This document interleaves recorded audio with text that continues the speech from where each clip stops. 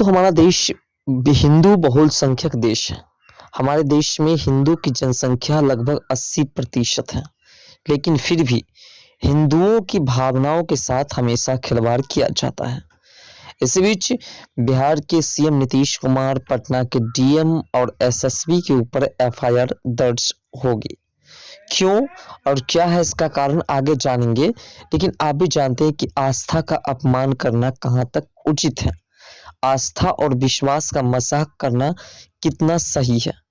धर्म और छवियों के प्रतीकों से मजाक बनाने के कारण कई बार दंगे फसाद भी हो जाते हैं, ये बात भी आप जानते हैं। लेकिन हमारे देश के अंदर सभी क्षेत्र में कहीं ना कहीं हमारे सनातन धर्म पर हमेशा लालचन लगाने की कोशिश की जाती है। इसी बीच बिहार के अंदर भी कुछ ऐसी ही घटना घटी है, जिसके बाद वहां के लोगों ने आक्रोशित होकर के सीएम नीतीश कुमार, पटना डीएम और एसएसपी के खिलाफ भी एफआईआर दर्ज करने की पूरी फैसला की है। यह गलती, जैसे कि आप भी जानते हैं कि जो छवियां खराब करनी हो या किसी धर्म आस्था का अपमान करना हो, तो ऐसे अगर कोई आम नागरिक करता है तो दंगा फसाद तो होता ही है। लेकिन अगर यह गलती प्रशासन की ओर से किया जाए तो आप क्या कहेंगे?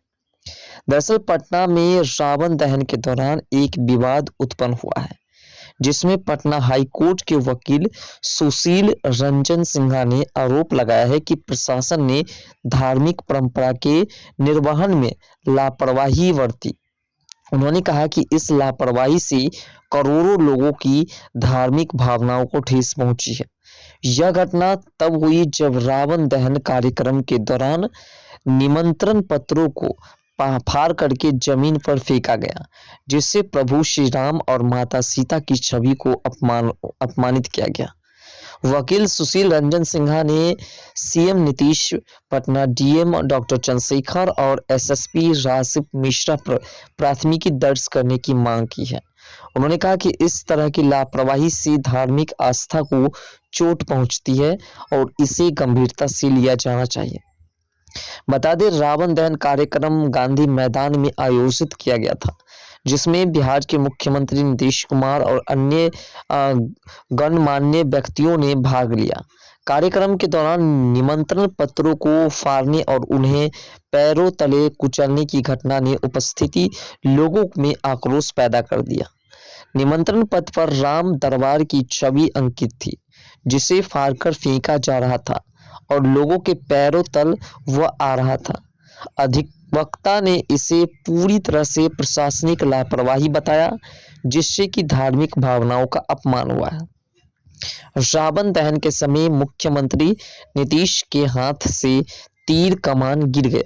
हालांकि उन्होंने बाद में कार्यक्रम का आनंद लिया और रावण का वध किया।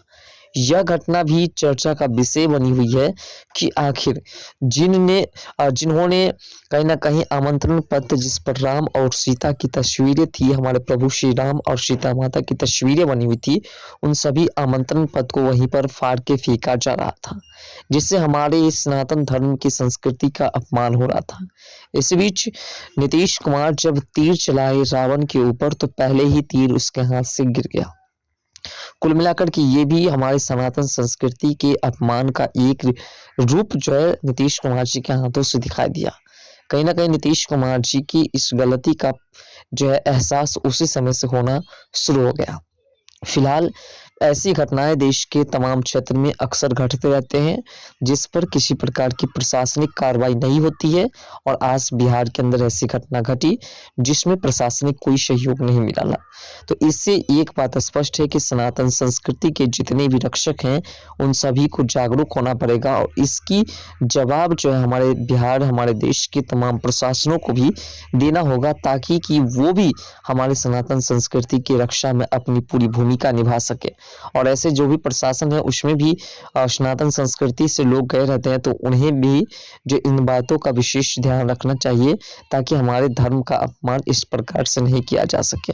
फिलहाल आपके हिसाब से इस तरह की घटना को अंजाम देने वाले प्रशासन और शासक जो इसमें वरिष्ठ पदाधिकारी है, उनके साथ क्या होना चाहिए? अपना राय कमेंट सेक्शन में जरूर दीजिएगा।